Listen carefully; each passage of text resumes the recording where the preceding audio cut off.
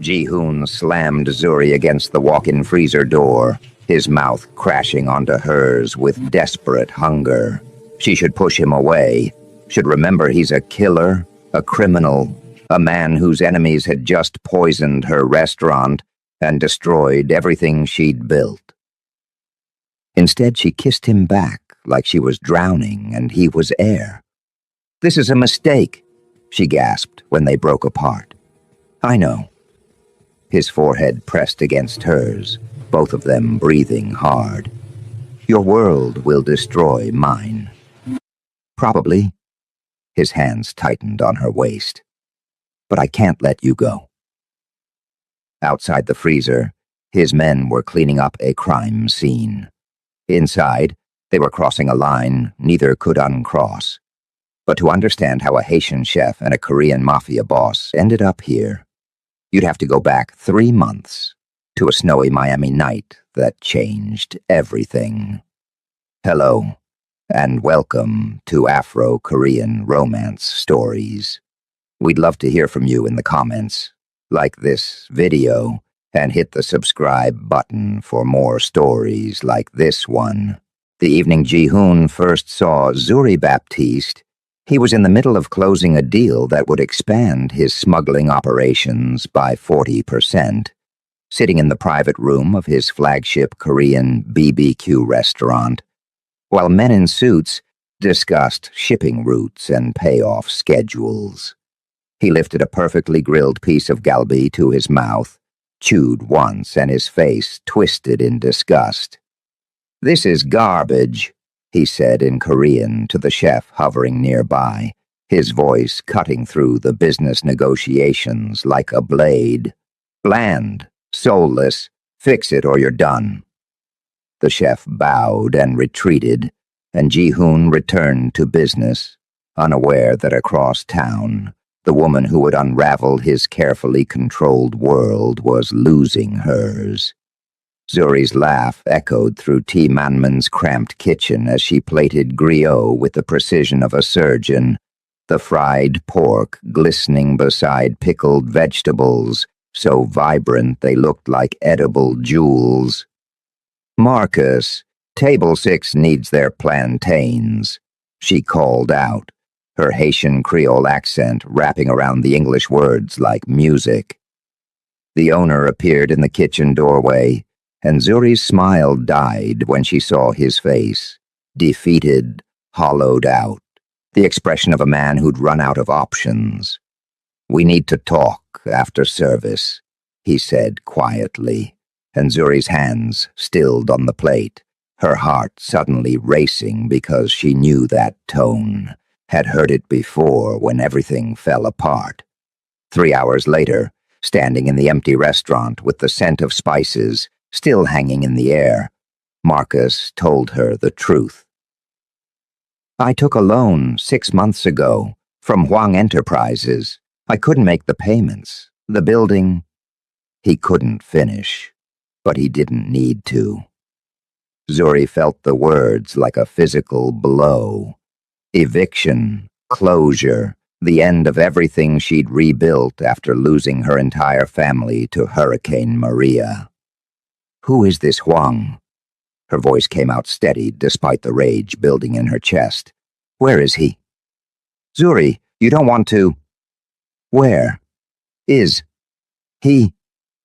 20 minutes later, Zuri stormed into Huang's upscale restaurant, still wearing her chef's coat, the fabric stained with the evidence of a full night's service, her natural hair pulled back in a practical bun, her dark skin glowing with sweat and fury. She pushed past the hostess, ignored the protests of staff members, and found him in an office overlooking the restaurant floor. Huang Ji-hoon, 34 years old, and devastating in an all-black suit, his Korean features sharp and aristocratic, his attention focused on documents spread across his desk. "You have 30 seconds before security removes you." He didn't bother looking up, his English perfect but accented, his tone bored. Zuri's hands clenched into fists. You shut down Team Manman today. 15 people lost their jobs. Good people with families. Ji-hoon finally raised his eyes, and Zuri felt the full weight of his gaze. Cold, assessing, completely unimpressed. Your boss didn't pay rent. I'm a businessman, not a charity. He glanced at his watch, a gesture so dismissive it made her teeth grind. 20 seconds. Something reckless took hold of her. She stepped closer to his desk, close enough to smell his expensive cologne, close enough to see the moment his eyes narrowed in warning. Your food is boring. The temperature in the room dropped 10 degrees. Ji-hoon stood slowly, unfolding to his full height, 6 feet of coiled danger and bruised pride. Excuse me? Your galbi, over-marinated to hide low-quality meat. Your banchan lacks balance. Your kimchi. She paused deliberately. Is probably bought, not made. You run an empire but serve mediocrity. For 5 long seconds, Ji-hoon just stared at her, and Zuri wondered if she'd finally pushed too far, if those men in suits outside his office weren't just restaurant managers, but something far more dangerous. Then his lips curved into something that wasn't quite a smile. You have courage. Stupid courage, but courage. He circled his desk, moving with the predatory grace of a man who'd grown up fighting. What's your name? Zuri Baptiste, and I have a proposition. I don't do business with people who insult me in my own establishment. Then consider it a wager. She forced her voice to stay steady even as he stopped just inches away, invading her space with deliberate intent. Let me cook one dish. If your customers prefer your food, I walk away forever. If they prefer mine, you give Marcus 3 months rent-free. Ji-hoon studied her face, his dark eyes searching for something she couldn't name. When he spoke, his voice was soft and infinitely more dangerous than when he'd been cold. You fail. You work for me until the debt is paid. Every single dollar. He extended his hand. Deal. Zuri took it, and the moment their palms touched, electricity shot up her arm. Not attraction, she told herself. Just adrenaline, just fear, just the desperate gamble of a woman with nothing left to lose. Deal. The next evening, Zuri arrived at Ji-hoon's restaurant with her ingredients in a battered cooler, her hands steady, despite the hostile stares from his kitchen staff. Ji-hoon watched from his office window as she moved through the space like she owned it, commandeering a prep station, her fingers flying through mise en place with the confidence of someone who'd spent years perfecting her craft. She caught him watching once and met his gaze without flinching, and Ji-hoon felt something unfamiliar stir in his chest. Curiosity, maybe, or the first whisper of respect. He came down to the kitchen, unable to stay away, drawn by the scents rising from her station. Gochujang mixed with something he didn't recognize, something that made his mouth water despite himself. You're using gochujang wrong, he said, leaning against her station with deliberately casual arrogance. Zuri didn't look up from the pork she was scoring with precise cuts. I'm using it different. There's a difference. Korean cuisine has rules. So does Haitian cuisine. I'm honoring both. She lifted a spoon to his lips before he could protest. Taste. Ji-hoon opened his mouth on instinct, and flavor exploded across his tongue. Heat and sweet, and something earthy and complex that he'd never experienced before. His eyes widened fractionally, and Zuri smiled triumphant. That's epis, Haitian seasoning base, parsley, thyme, Scotch bonnet peppers, garlic. It's what you're missing. Which is soul. She turned back to her cooking, dismissing him, and Ji-hoon found himself oddly reluctant to leave, watching the way her hands moved with such certainty, such passion, and wondering when he'd lost that fire in himself. 2 hours later, both dishes sat before a carefully selected group of his regular customers. His head chef's traditional bulgogi, beautiful and perfectly executed, beside Zuri's creation.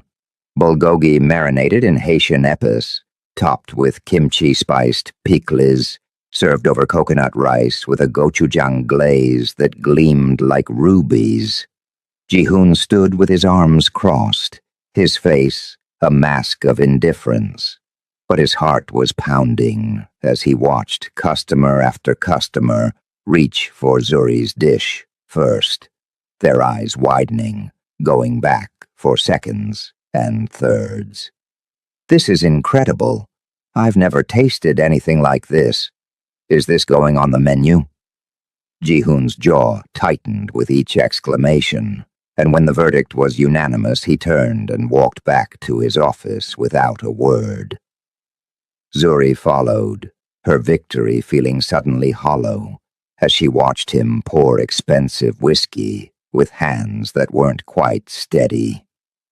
"You won," he said flatly. 3 months rent-free for your boss. You're actually honoring the bet?" She hadn't expected that, had braced herself for excuses, for the powerful man's inevitable backpedaling. Ji-hoon turned to face her, and something in his expression made her breath catch.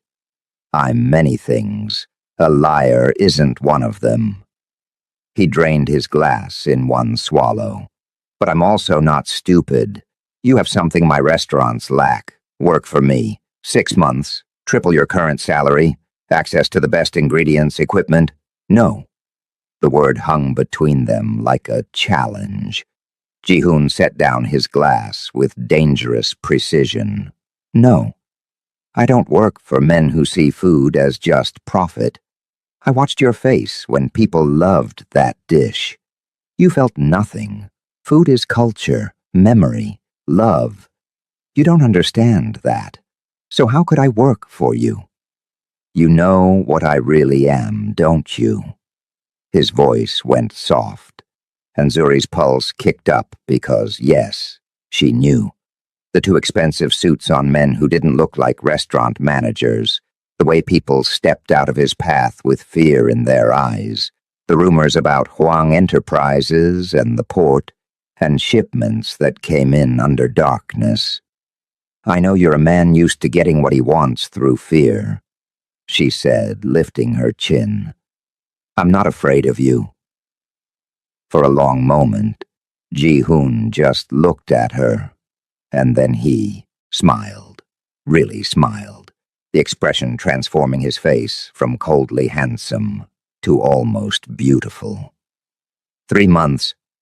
That's how long your restaurant has before reality catches up with idealism.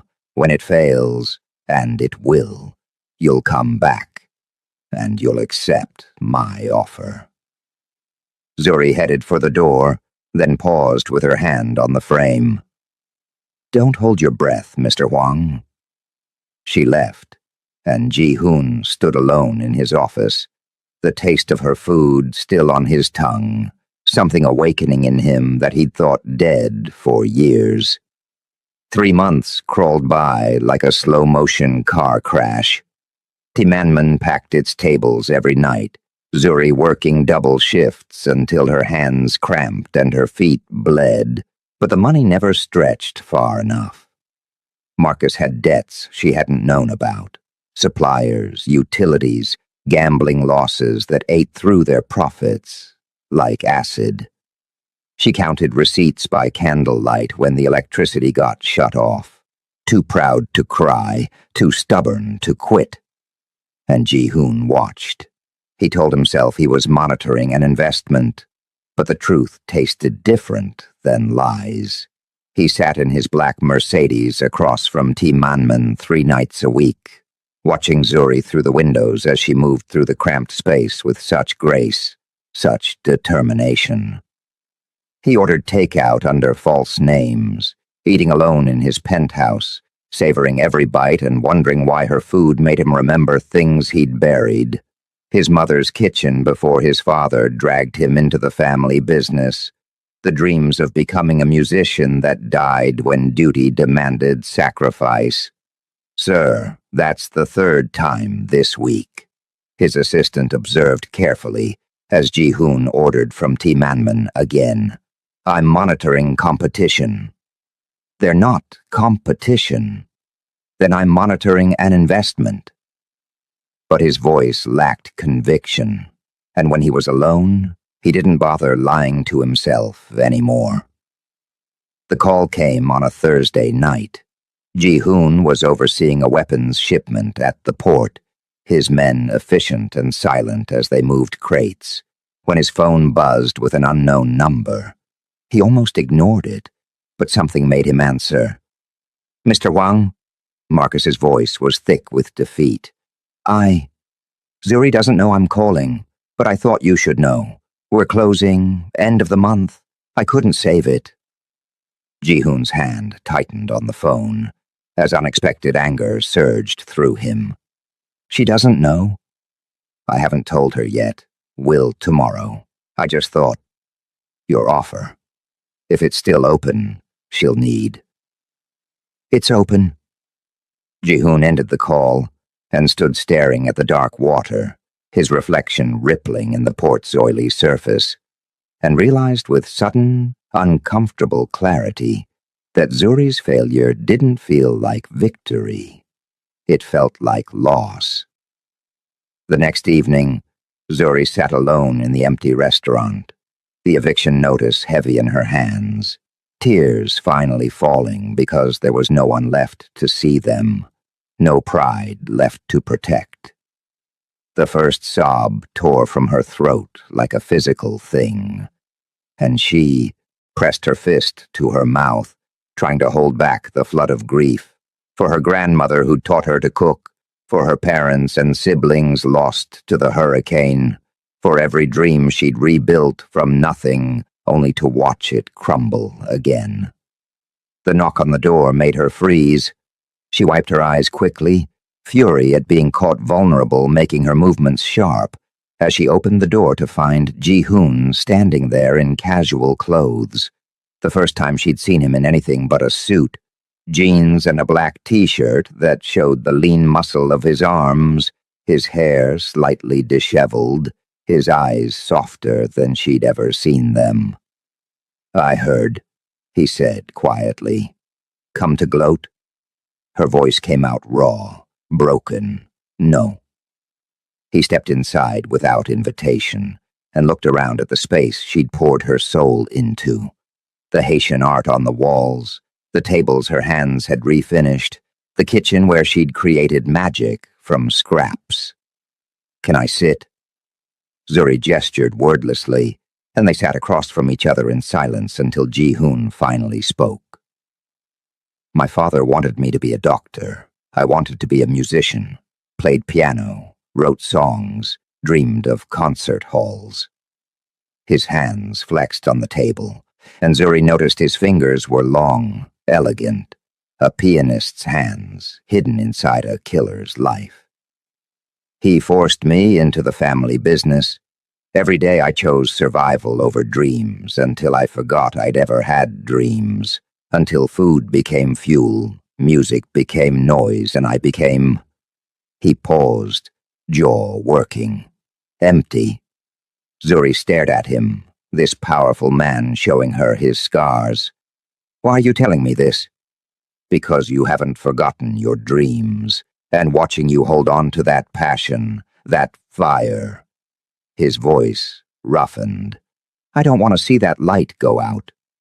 "Then why offer me a job at your restaurant? That's not my dream." Ji-hoon leaned forward, intensity radiating from him. "What if it could be?" And that's when he told her about the failing restaurant location, the partnership offer, the chance to build something new from the ruins of what she'd lost. Zuri listened with her heart pounding, wanting to believe but afraid to hope. and when he extended his hand across the table, she stared at it for a long moment before taking it. "Partners," she whispered. "Partners," he agreed, and neither of them let go. But neither of them knew that Lorenzo Vega was already watching, already planning, already seeing Zuri as the perfect weapon to destroy the man who controlled too much of Miami's underworld. The storm was coming, and it would test everything they were building together. The restaurant space, Ji-hoon showed Zuri 3 days later, looked like a graveyard for ambition. Grease-stained walls, broken equipment, the lingering smell of failure soaked into every surface. But Zuri walked through it with her hand trailing along the scarred countertops, her eyes seeing something he couldn't. And when she turned to face him in the middle of that disaster, her smile was incandescent. "I can work with this," she breathed, and Ji-hoon felt something shift in his chest, something dangerous and warm that he immediately tried to suppress. He was a Mafia boss. She was a complication. This was business. But when she grabbed his arm in excitement, sketching her vision in the air with animated hands, he stopped trying to convince himself and just watched her light up the darkness. Their first real fight happened 2 days into renovations. Zuri wanted vibrant colors, sunset oranges and ocean blues, Haitian murals celebrating her heritage. Ji-hoon argued for sleek minimalism, clean lines, the sophisticated aesthetic that marked all his properties. They stood toe to toe in the empty space, voices rising, neither willing to bend, and his crew watched nervously because nobody argued with Ji-hoon and walked away unscathed. "This is my vision," Zuri said, her dark eyes flashing. "You promised me creative control. I promised you partnership, which means compromise." Ji-hoon crossed his arms, his body language screaming dominance. "That color scheme will alienate half our potential customers." "Your customers, the ones who want safe and predictable and boring." She stepped closer, jabbing her finger into his chest, and Ji-hoon's eyes widened because nobody touched him like that, nobody dared. "I'm building something that honors where I come from. Take it or leave it." For a moment, his crew tensed, waiting for the explosion, but Ji-hoon started laughing, a real laugh that surprised everyone including himself. "You're impossible. I'm passionate. Learn the difference." But Zuri was smiling now, too, the tension breaking like a fever. "Fine. Your colors, my layout. We meet in the middle." "That's called compromise, Mafia boss. Try it more often." They shook on it, and this time when their hands touched, neither pulled away quickly. The electricity was still there, stronger now, undeniable. Ji-hoon's thumb brushed across her knuckles before he released her, and Zuri's breath caught at the tenderness of the gesture. His second in command, Min-jun, pulled Ji-hoon aside later that evening. "Boss, people are talking about you and the woman." "Let them talk." Ji-hoon didn't look up from the contracts he was reviewing. "Vega's people are watching. They see her as a weakness." Min-jun's voice dropped lower. "A vulnerability they can exploit." Ji-hoon's pen stilled on the paper. "Then make sure they understand what happens to anyone who even looks at her wrong. Spread the word. She's under my protection, explicitly." Min-jun hesitated. "That kind of declaration, it's usually reserved for family, for—" Did I stutter? Ji-hoon's voice went cold, the Mafia boss sliding back into place, like armor. "Make it known." After Min-jun left, Ji-hoon sat alone in his office, staring at the sketch Zuri had drawn of her dream restaurant, and wondered when exactly he'd stopped being able to lie to himself about what she was becoming to him. The cooking lessons started the following week. Zuri insisted, if they were partners, Ji-hoon needed to understand food beyond profit margins. She arrived at his penthouse kitchen with bags of groceries, her natural hair loose around her shoulders for the first time since he'd met her, and Ji-hoon found himself momentarily speechless at how beautiful she looked in his space. "We're making griot," she announced, unpacking ingredients with the efficiency of a general preparing for battle. "Haitian fried pork, my grandmother's recipe." Ji-hoon rolled up his sleeves, suddenly nervous in a way that business negotiations and Mafia standoffs never made him. "I don't cook." "You do now." She handed him a knife and a cutting board loaded with pork shoulder. "Cut it into 2-inch cubes, and Ji-hoon?" She waited until he met her eyes. "Stop thinking like a businessman. Feel the food. Listen to what it needs. Food doesn't talk. Shows what you know." Her laugh was warm, teasing, and Ji-hoon found himself smiling despite his skepticism. She was a terrible teacher, in the best way. Impatient when he moved too slowly, demanding when his cuts weren't uniform, but her passion was infectious. She stood behind him to guide his hands through the proper motion, her body pressed against his back, her breath warm on his neck, and Ji-hoon's concentration shattered completely. "Like this," she murmured, her hands covering his, directing the knife with practiced ease. "Smooth, confident, don't hesitate. Hard to concentrate with you this close." The words slipped out before he could stop them. Zuri went still, and Ji-hoon felt her heartbeat accelerate against his back. For a moment neither of them moved, the sexual tension thick enough to taste. Then she stepped away, her voice slightly unsteady. "Focus, Hwang, the meat won't marinate itself." But something had shifted between them, an acknowledgement of the attraction they'd been dancing around for weeks. Ji-hoon caught her staring at him later, as he finally got the technique right, and when their eyes met, neither looked away. The air crackled with possibility, with the dangerous question of what would happen if they stopped fighting what was building between them.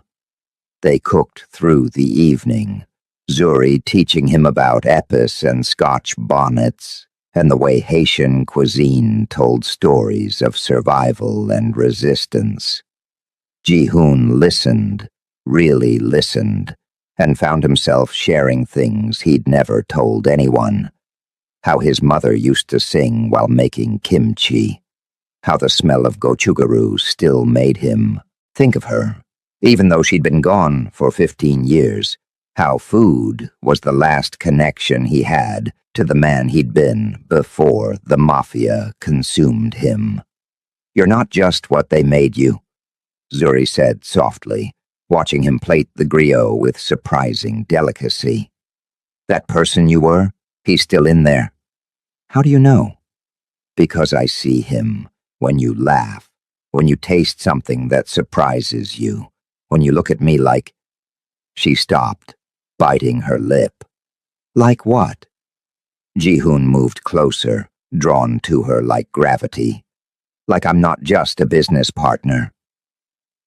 He reached out slowly, giving her time to pull away, and cupped her face with hands that had done terrible things but touched her with infinite gentleness. "You stopped being just a business partner the moment you insulted my food and didn't flinch when I threatened you." Zuri's eyes fluttered closed. "This is complicated." "I know. Your world and mine. I know." His thumb traced her cheekbone, and her breath hitched. "But I can't stop thinking about you. Can't stop wanting to know everything about you. Can't stop." His phone shattered the moment, the ringtone sharp and insistent. Ji-hoon swore in Korean and checked the screen. Min-jun, emergency code. He answered, his voice instantly hard. What? Vega made a move, hit one of our storage facilities. 3 men in the hospital. Min-jun's voice was tight with controlled rage. He's sending a message. Ji-hoon's free hand clenched into a fist. I'm on my way. He hung up and looked at Zuri, seeing the fear flickering in her eyes because she'd just been reminded exactly what he was. I have to go. Business. Dangerous business. It wasn't a question.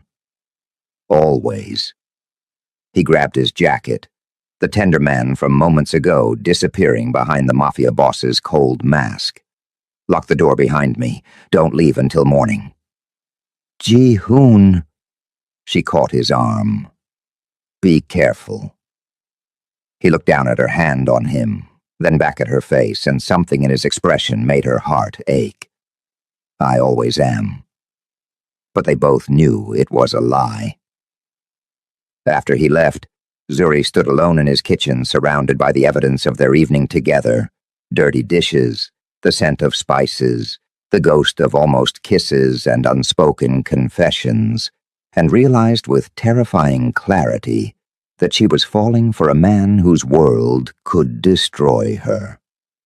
The next 6 weeks blurred together in a montage of demolition and creation, late nights and early mornings, arguments and laughter and moments of connection that felt like touching fire. The restaurant transformed under their combined vision, Zuri's vibrant murals flowing seamlessly into Ji-hoon's sleek architectural lines, creating something neither could have built alone. They worked side by side, their partnership deepening with every shared decision, every compromise, every moment when their hands brushed and lingered. Ji-hoon brought in his best contractor, paid premium for rush delivery on equipment, used his connections to cut through permit red tape. Zuri created a menu that made his mouth water just reading it, fusion dishes that honored both their cultures with equal reverence. They tested recipes in his penthouse kitchen, feeding each other bites, arguing over seasoning ratios, and ignoring the fact that they kept finding excuses to touch, to stand too close, to let their eyes linger. Try this, Zuri would say, lifting a spoon to his lips, and Ji-hoon would taste the food but watch her face, memorizing the way her eyes lit up when she got a flavor combination exactly right. Too much gochugaru, he'd critique, and she'd swat his arm playfully, and he'd catch her hand and hold it just a beat too long, his thumb rubbing circles on her wrist until her pulse raced. His crew noticed. Min-jun pulled him aside one evening, concern etched into his features. Boss, you're getting attached. In our business, attachments are weapons people use against you.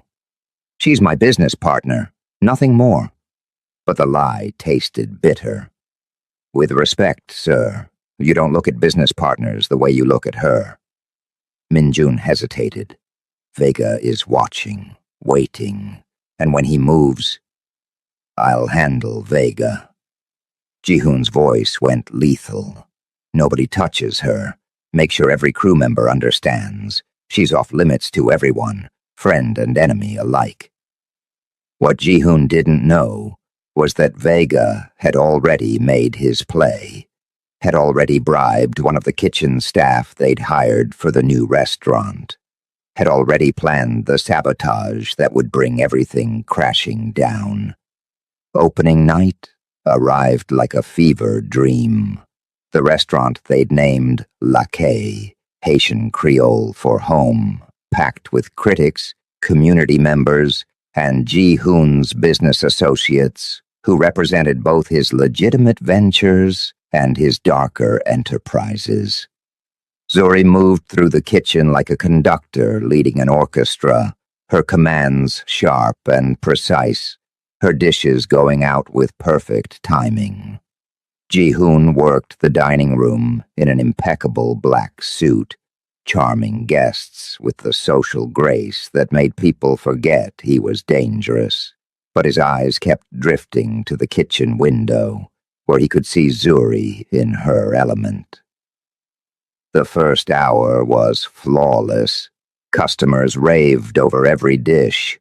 The kimchi-infused pickles that exploded with flavor, the bulgogi tacos with mango habanero salsa, the coconut rice infused with gochujang that somehow tasted like both cultures, singing in harmony. Food critics took notes with expressions of wonder. Ji-hoon caught Zuri's eye through the kitchen window, and they shared a smile of pure triumph. Then everything went to hell. The first customer complained of nausea at 8:47 p.m. By 8:55, 3 more were showing symptoms. At 9:03, someone vomited in the bathroom. Panic rippled through the dining room like wildfire, and Zuri burst out of the kitchen, her face stricken with horror. "I checked everything," she said, her voice breaking. "Every temperature, every ingredient. This isn't possible." "Everyone remain calm," Ji-hoon commanded, his voice cutting through the chaos with authority. But inside, cold rage was building because he knew. This wasn't an accident. This was an attack. The health inspector arrived with suspicious speed, finding evidence of contamination in multiple dishes. Paramedics loaded sick customers into ambulances. News crews materialized out of nowhere, cameras capturing every moment of the disaster. The restaurant was shut down, pending investigation, and Zuri stood in the middle of her dream, turning to ashes, tears streaming down her face as everything she'd worked for collapsed around her. Ji-hoon found her an hour later, sitting alone in the empty kitchen, mascara streaked and broken. He knelt in front of her, taking her hands in his, and his heart cracked at the devastation in her eyes. "This isn't your fault. My name is on the door, my reputation. No one will ever trust me again." Her voice was hollow, all the fight drained out of her. "I should never have partnered with you. Your world did this, your enemies. I was too proud to see that being close to you would paint a target on my back." "Zuri, don't." She pulled her hands away, and the loss of her touch felt like amputation. "Just don't. I need to think." She left him kneeling on the kitchen floor, and Ji-hoon stayed there for a long moment, breathing through the unfamiliar ache of actual heartbreak, before the grief transmuted into something colder, sharper, infinitely more dangerous. He made 3 calls, the first to Minjun. "Find out who did this. I want names by morning." The second to his tech specialist. "Pull security footage from every camera in a 3-block radius. Someone poisoned the food. Find them." The third to his second cousin in the police department. "I need the health inspector's report. The real one, not the version Vega paid him to file." Then he sat in his car, outside the dark restaurant, and waited for answers, his hands steady on the steering wheel, but his mind replaying the devastation on Zuri's face over and over, until he thought he might actually understand what breaking felt like. The call came at 3 a.m. "It's confirmed, boss. Vega's crew. They got to one of the prep cooks, paid him to contaminate the gochujang batch before service. We have the cook in custody." Ji-hoon's voice was utterly calm, which his men knew meant violence was coming. "Bring him to the warehouse and send word to Vega. Tell him I'm calling a meeting, neutral ground, tomorrow night." Boss, that's basically declaring war. I know exactly what it is. Ji-hoon ended the call and stared at the dark restaurant, where he'd started to believe in something beyond power and money and fear, where he'd started to believe he could be more than what his father had made him. Vega had taken that from him, had hurt Zuri to hurt him, and Ji-hoon was going to make sure he understood exactly what that cost. But first he had to convince Zuri not to walk away from him forever. And looking at his phone, where her last text still glowed, I can't do this anymore. He wasn't sure that was a battle he could win. The next morning, Ji-hoon stood outside Zuri's apartment, 3 floors up in a building that had seen better decades, and tried to find words that would make this right. He'd faced down rival gangs, negotiated with cartel bosses, stared down the barrel of guns without flinching. But knocking on this door terrified him. She answered on the 3rd knock, and the sight of her made his chest tight. Eyes swollen from crying, hair wrapped in a scarf, wearing an old t-shirt that had probably been her father's, based on the size. She looked at him with such wary exhaustion that Ji-hoon wanted to burn down the entire city for putting that expression on her face. "I'm fixing this," he said without preamble. "Vega poisoned the food. I have proof. By tomorrow everyone will know the truth and he'll—" "Stop." Zuri's voice was quiet but firm. "Just stop, Ji-hoon. More violence won't fix this. It'll just prove that I made a mistake getting involved with you." The words hit him like physical blows. A mistake? What did you think this was? She wrapped her arms around herself, defensive and hurting. A fairy tale. The Mafia boss and the chef, living happily ever after. Your world destroyed mine. That's what happens when people like me get close to people like you. I warned you there would be risks. You didn't warn me I'd... She stopped abruptly, but Ji-hoon heard what she didn't say. You'd what? He stepped closer, desperate. Finish it, Zuri. You didn't warn you that you'd what? Fall for you?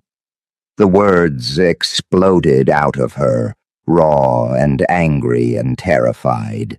I didn't expect to fall for a man whose enemies poison restaurants to get back at him.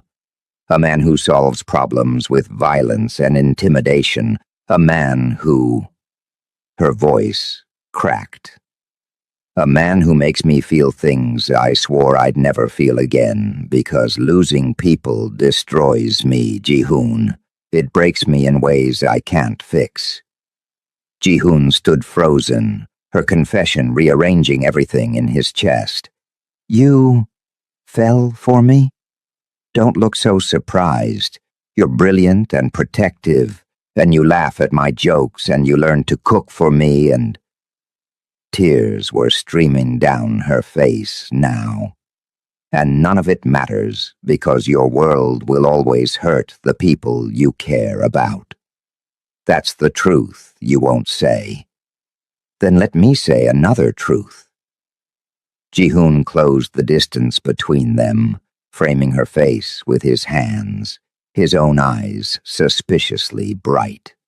I fell for you too, the moment you called my food boring and didn't flinch when I threatened you.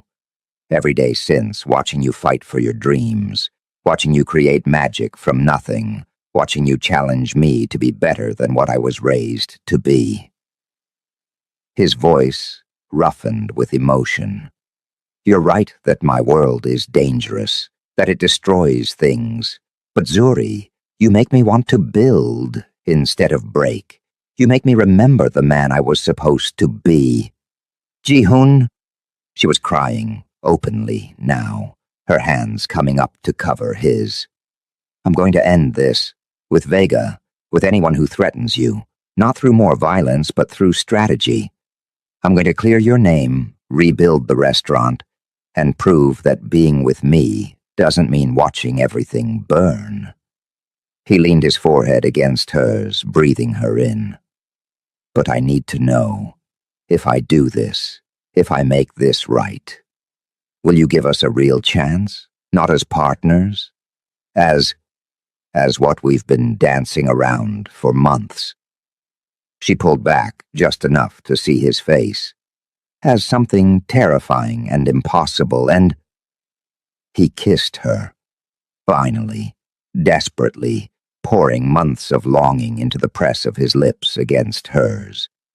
Zuri made a sound somewhere between a sob and a sigh, and kissed him back with equal fervor, her hands fisting in his shirt, pulling him closer.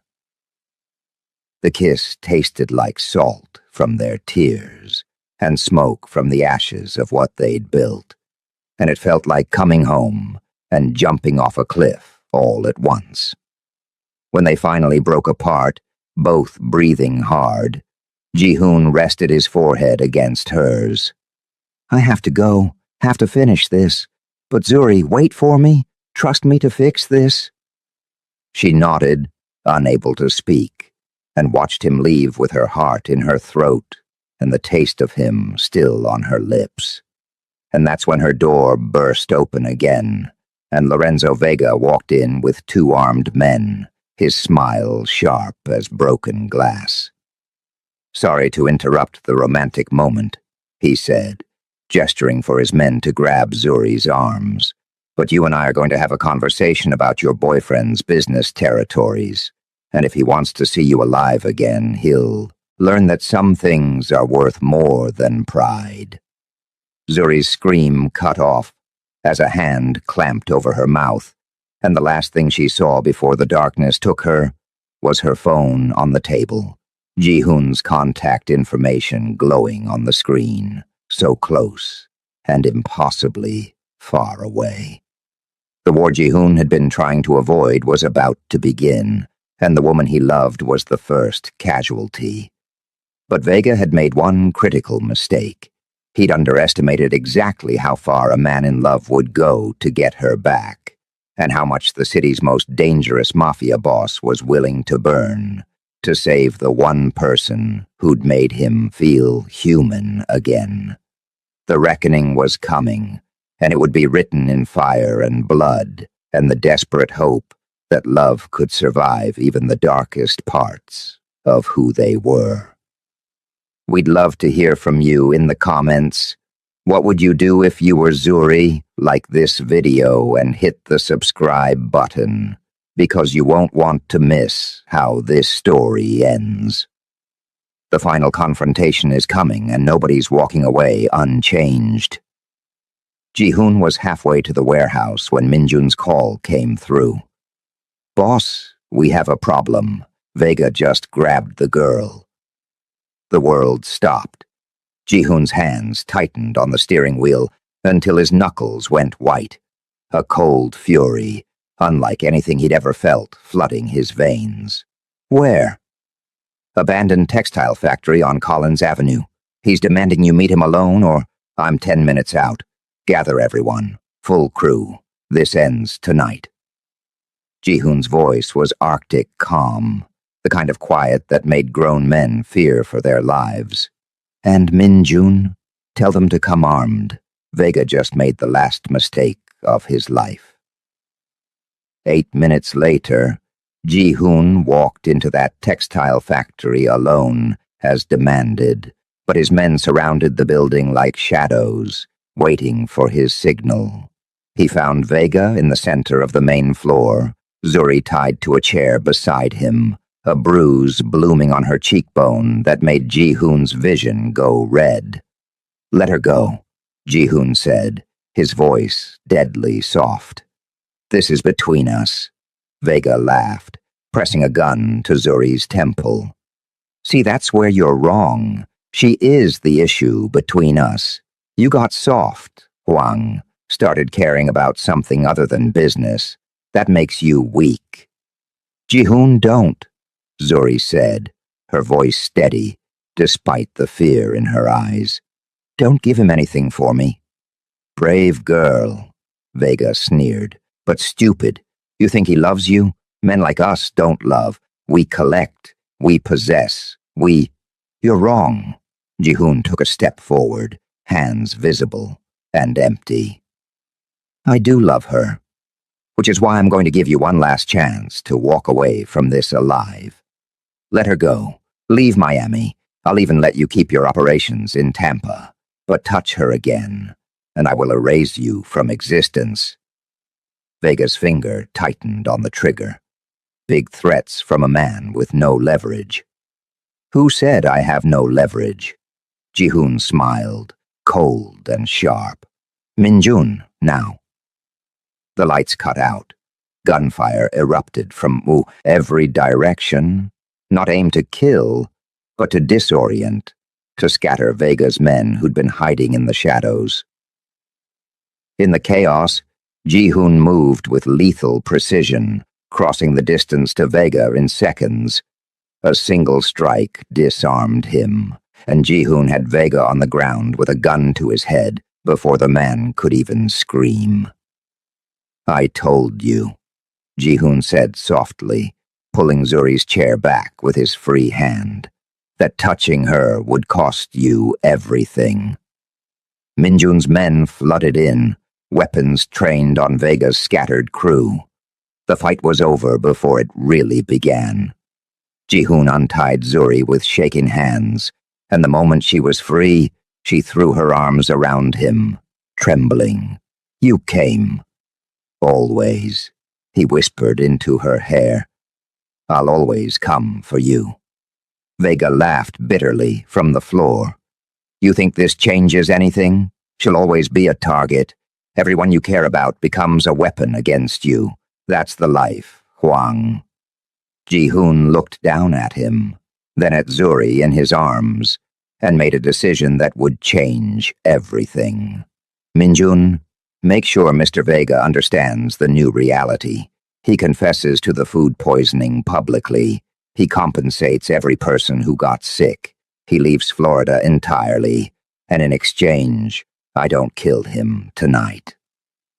And if he refuses, Min-jun asked, then we stop being generous. Ji-hoon's voice carried the weight of absolute certainty. Spread the word through every crew in Miami. Zuri Baptiste is under my permanent protection. She's not a weakness. She's the line no one crosses unless they want war with the Huang family. Make it clear. He helped Zuri to her feet, and they walked out of that factory together, leaving his men to handle the cleanup. In his car, with the city lights blurring past, Zuri finally broke the silence. You just declared me family to the entire Miami underworld. I did. Ji-hoon kept his eyes on the road, jaw tight. That's basically a marriage declaration in Mafia terms. I know what it means. Ji-hoon, look at me. When he did, she saw vulnerability in his eyes that took her breath away. Did you mean it? All of it? He pulled the car over, turning to face her fully. I meant every word. I love you, Zuri. Not as a possession, not as a weakness, but as the person who reminded me I'm more than what my father made me.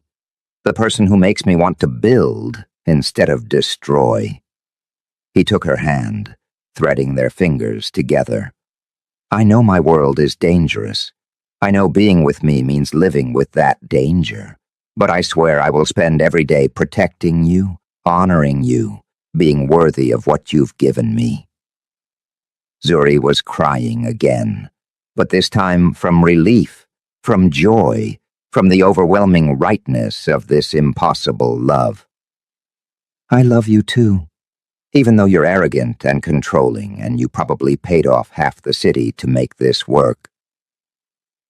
He kissed her, swallowing her words, and she kissed him back with everything she had. All the fear and hope and desperate faith that somehow they could make this work. 6 months later, Lakai reopened to a line around the block. The food poisoning scandal had been publicly blamed on Vega's sabotage, and Zuri's name was cleared completely. Critics called it the best fusion restaurant in Miami. The Haitian and Korean communities both claimed it as their own. And every night, Ji-hoon sat at table 1, watching Zuri command her kitchen with the pride of a man who'd found something worth more than power. He still ran his operations, still commanded respect and fear in the underworld. But he also came home to a woman who called him on his bullshit, who taught him to cook with soul instead of precision, who kissed him in the restaurant kitchen when she thought no one was looking. "Still scared?" she asked one night after service, sitting across from him with plates of their latest creation. "Terrified," he admitted. "You? Every single day." She raised her glass. "But this, us, it's worth the fear." They toasted to salt and smoke, to fire and ice, to two cultures and two broken people who'd created something beautiful from the ruins of what they'd lost. Their love story wasn't perfect or easy, but it was real, and it was theirs. And in a city that ran on power and money and fear, that made it the most valuable thing of all. Thank you so much for watching Zuri and Ji-hoon's story. We'd love to hear your thoughts in the comments. Did Ji-hoon and Zuri's story touch your heart? Don't forget to like this video and hit that subscribe button for more Afro-Korean romance stories. Your support means everything, and we have more incredible love stories coming your way. Until next time, remember, the best love stories are the ones that challenge us to become better than we were before.